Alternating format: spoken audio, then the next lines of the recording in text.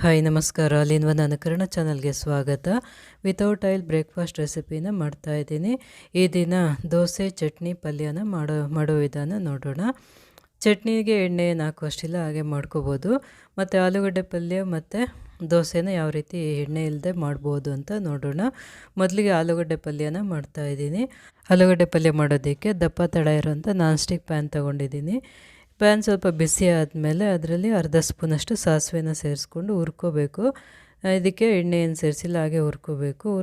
ಸಾಸಿವೆ ಸ್ವಲ್ಪ colour change ಆದಮೇಲೆ ಈಗ ಕಡಲೆಬೇಳೆ ಸೇರಿಸ್ತಾಯಿದ್ದೀನಿ. ಕಡಲೆಬೇಳೆನೂ ಅಷ್ಟೇ ಸ್ವಲ್ಪ ಲೈಟಾಗಿ ಕಲರ್ ಚೇಂಜ್ ಆಗುತ್ತಲ್ಲ ಅಲ್ಲಿವರೆಗೂ ಹುರ್ಕೋಬೇಕು. ಕಡಲೆಬೇಳೆನೂ ಚೆನ್ನಾಗಿ ಕ್ರಿಸ್ಪಿಯಾಗಿ ಹುರಿದಿದ್ದಾಯಿತು.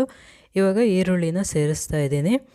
ಈರುಳ್ಳಿನ ಸೇರಿಸ್ಕೊಂಡು ಸ್ವಲ್ಪ ಹೊತ್ತು ಐ ಫ್ಲೇಮಲ್ಲೇ ಹುರ್ಕೋಬೇಕು. ಈರುಳ್ಳಿ ಸ್ವಲ್ಪ ನೀರು ಬಿಟ್ಕೊಂಡು ಚೆನ್ನಾಗಿ ಫ್ರೈ ಆಗುತ್ತೆ. ಸ್ವಲ್ಪ ಉಪ್ಪನ್ನು ಸೇರಿಸ್ತಾಯಿದ್ದೀನಿ ಬೇಗ ಫ್ರೈ ಆಗೋದಕ್ಕೋಸ್ಕರ. ಒಗ್ಗರಣೆ ಮಾಡುವಾಗ ಕೈ ಆಡಿಸ್ತಾ ಇರಬೇಕು, ಇಲ್ಲಾಂದರೆ ತಳ ಹತ್ಬಿಡುತ್ತೆ.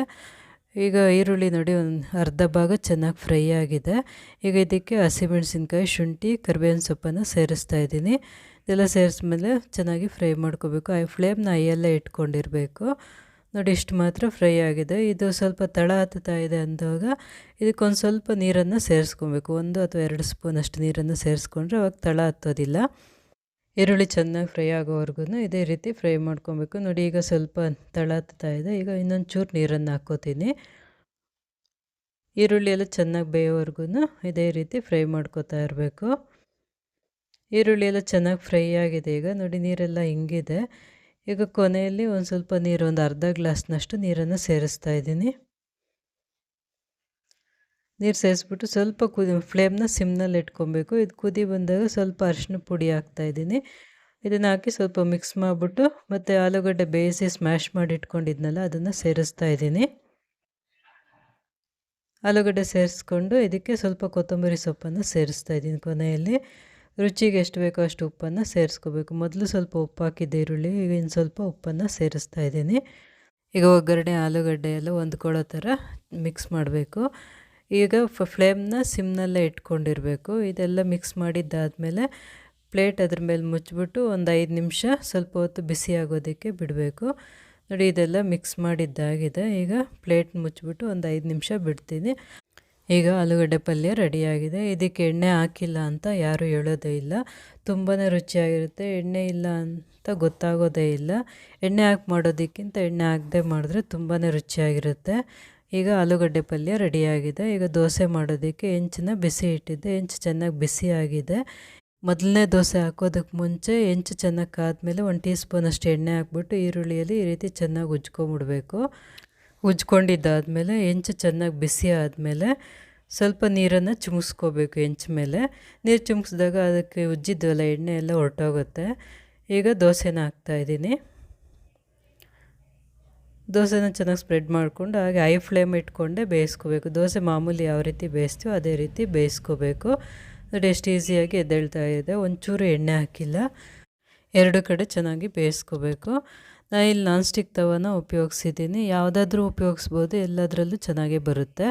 ಇದು ಹೊಸದೆಲ್ಲ, ತುಂಬ ಹಳೆಯ ನಾನ್ ಸ್ಟಿಕ್ ತವ, ಒಂದು 10-15 ವರ್ಷ ಆಗಿದೆ. ಆದರೂ ನೋಡಿ ಎಷ್ಟು ಚೆನ್ನಾಗಿ ಬರ್ತಾಯಿದೆ. ಪ್ರತಿ ಸರಿ ದೋಸೆ ಹಾಕೋ ಹೋಗೋದು ಸ್ವಲ್ಪ ನೀರನ್ನು ಚಿಮುಕ್ಸ್ಕೊಂಡು ದೋಸೆನ ಹಾಕಬೇಕು. ನೀರು ಚಿಮುಕ್ಸೋದ್ರಿಂದ ಹೆಂಚು ಜಾಸ್ತಿ ಕಾದಿದ್ರೆ ಸ್ವಲ್ಪ ಕೂಲಾಗುತ್ತೆ ಮತ್ತು ದೋಸೆ ಹಿಟ್ಟು ಹೆಂಚಿಗೆ ಕಚ್ಕೊಳ್ಳೋದಿಲ್ಲ. ಮತ್ತು ಇನ್ನೊಂದು ದೋಸೆ ಹಾಕ್ತಾಯಿದ್ದೀನಿ. 1 ಟೀ ಸ್ಪೂನ್ ಎಣ್ಣೆ ಹಾಕ್ಬಿಟ್ಟು 4 ದೋಸೆ ಹಾಕಿದ್ದೀನಿ. ನೋಡಿ ಮೊದಲು ಹಾಕಿದ ದೋಸೆ ಎಷ್ಟು ಸಾಫ್ಟಾಗಿ ಬಂದಿದೆ. ಅಂದರೆ ಎಣ್ಣೆ ಹಾಕೋದ್ರಿಂದ ಕ್ರಿಸ್ಪಿಯಾಗಿ ಬರುತ್ತೆ ದೋಸೆ. ಎಣ್ಣೆ ಹಾಕದೆ ಮಾಡಿದ್ರೆ ಸಾಫ್ಟಾಗಿರುತ್ತೆ. ತಿನ್ನೋದಕ್ಕೆ ತುಂಬಾ ರುಚಿಯಾಗಿರುತ್ತೆ. ಏನಂತ ಗಟ್ಟಿ ನಾರು ಅನಿಸೋದಿಲ್ಲ. ಎಣ್ಣೆ ಹಾಕದೆ ಮಾಡುವಂಥ ಅಡುಗೆಗಳನ್ನ ನಾನ್ ಸ್ಟಿಕ್ ಪಾತ್ರೆಗಳಲ್ಲಿ ಮಾಡಿದ್ರೆ ಚೆನ್ನಾಗಿ ಬರುತ್ತೆ. ನೋಡಿ ಮತ್ತೆ ದೋಸೆ ಹಾಕ್ತಾಯಿದ್ದೀನಿ, 4ನೇ ದೋಸೆ. ಅದು ಸಹ ಕಚ್ಕೋತಾ ಇಲ್ಲ, ಚೆನ್ನಾಗಿ ಬರ್ತಾಯಿದೆ.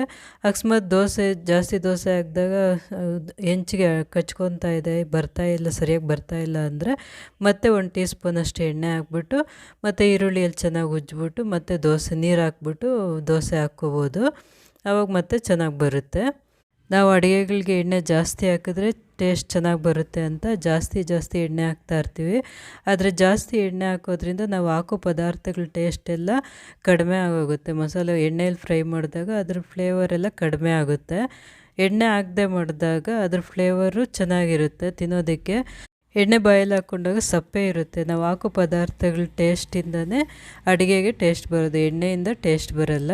ತುಂಬಾ ರುಚಿಯಾದಂಥ ದೋಸೆ ಚಟ್ನಿ ಪಲ್ಯ ರೆಡಿಯಾಗಿದೆ. ಈ ವಿಡಿಯೋ ಇಷ್ಟವಾದಲ್ಲಿ ಲೈಕ್ ಮಾಡಿ, ಕಮೆಂಟ್ ಮಾಡಿ, ಶೇರ್ ಮಾಡಿ, ಸಬ್ಸ್ಕ್ರೈಬ್ ಮಾಡಿ.